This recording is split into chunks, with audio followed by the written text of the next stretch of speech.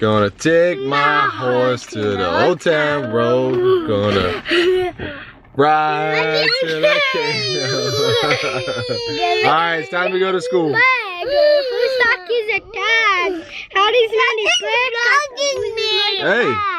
Riding on the horse. You could put the post. I was in the valley when the thunder put now. Can nobody tell me nothing? Alright, it's time to go to school, boys. Nothing.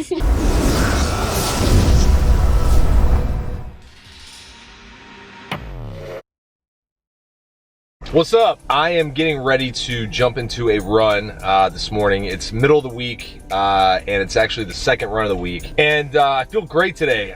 Now, I went out last night. It was date night with my wife. Actually ate some Italian food, had a couple drinks.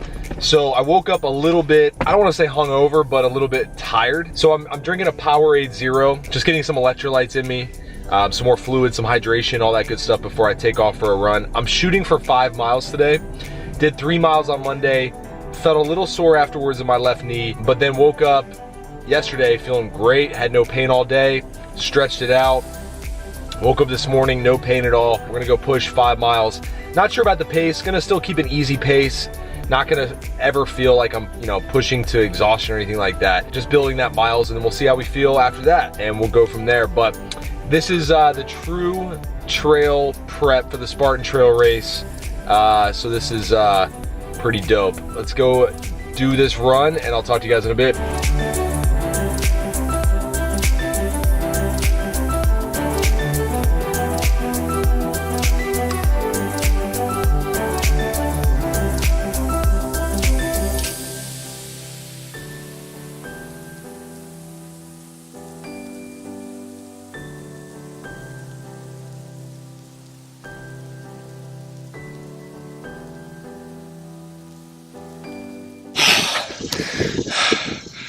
Oh man. Whew. All right. So 4 miles, not my fastest by any means. Felt my lack of endurance and lower body lock up right around going into mile 3. A little bit of work to do, obviously. Now I'm gonna cool down, walk for about 5 minutes. Gotta rehydrate because it's hot as hell out here. First time running this time of the day in a long time. First time in a long time. A lot of things to consider. Been off for a while, hot as hell, not hydrated properly. So that run was pretty brutal. Like I said, 4 miles, about 8.5 minutes per mile. So pretty slow, but that's okay. Gonna keep adding miles to the week. We'll try to see what we can do on Friday. Anyway, it's time to get some water. I'm parched. So, talk to you guys soon. So wrapping up my afternoon at work, I swear I don't spend all day in my car. I was just in my home office. I did a podcast. I was on somebody else's podcast with a friend of mine, Cody McBroom of Boom Boom Performance. I had a couple client calls. I had a new client call to get them onboarded, and now I'm gonna go get my kids. I've only had 1 meal today. I'm gonna make my next vlog all about how I eat. But yeah, I'm gonna go get my kids, and I do have a thought that I wanna share with you today, but I gotta go grab my boys, so I will share that with you in a bit. All right, so I actually realized I'm a little early to pick up my kids, so I had a few minutes. I'll just run through a thought real quick about how to lose fat without having to count calories. This is one thing that I'm experiencing right now. So I just had surgery on a torn bicep about 5 weeks ago. Tore the bicep almost 8 weeks ago. Haven't really been focused on counting macros or calories or anything like that. The first, 6 weeks after I tore it, I was just really focused on eating enough food to support recovery, right? So getting enough fats, proteins, carbs, not caring, right? I was eating a lot, probably like 3,000, 4,000 calories a day. And I was sedentary, I wasn't doing a whole lot, recovering from surgery. I was walking, I was doing a little bit of leg workouts and core workouts, but not my output that I normally have. Now I'm faced with the task of getting back to where I want to be physically, mentally, all that good stuff. I also want to lose some fat, right? It's middle of the summer. I'm not as lean as I typically would be, which is totally fine. But I would like to finish the summer a little bit leaner. So initially, what I'm doing is I'm just focusing on quality of food and controlling my portion sizes at each meal. I'm not religiously counting macros yet. I will start doing that soon, but I'm not tracking everything I put in. I'm just being mindful of what I eat and almost eating intuitively. Now, this is not something I recommend a beginner do. You need to have a strong understanding of nutrition before you jump into an intuitive eating style of plan. What a strong understanding of nutrition requires is tracking what you eat so that you know what goes into certain foods and what doesn't. Now, how to lose fat though without having to do that comes down to the discipline of food choices and food quality and controlling how much you put on your plate. Because at the end of the day, everybody's caloric needs are gonna be different, but it's really hard to overeat quality food. Meaning, if you stick to high quality protein sources like chicken, turkey, fish, tuna, egg whites, eggs, those things are jam-packed with protein. It's hard to overeat those things, right? I mean, typically you're not sitting there craving like 10 chicken breasts, right? If you combine that with vegetables, quality greens, fruits, high quality carbohydrate sources like potatoes or quinoa or rice, it's hard. You might be able to argue that rice is somewhat of a trouble food for some people, but potatoes, really hard to overeat, okay? Because 50 grams of carbs of potatoes is a lot, okay? It's very filling, it's satiating. So if you have those foods as your primary nutrients, it's gonna be really difficult to overeat. And it's gonna be much easier to control your calories.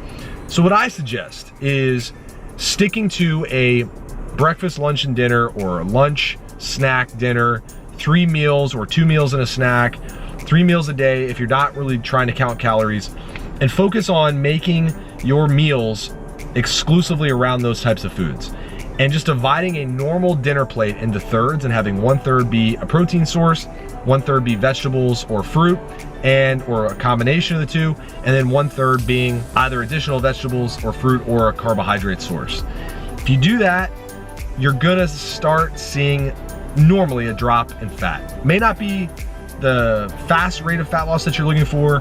It may be too fast, it depends on the person, but I would start cleaning up your food choices, eliminating the processed junk, eliminating any kind of high calorie drink or coffee that you normally take in, and just focus on eating your calories and making sure you're sticking to a more regimented food choice type of plan. And you'll start to see a dramatic change in your body fat. You can transition from that to counting calories, or you can transition from counting calories to that at any given time. And that can make for a very lifestyle friendly plan that is easy to maintain. But that's my thought on how to lose fat without tracking calories. Might have a few more thoughts a little bit later on, but that's it for now.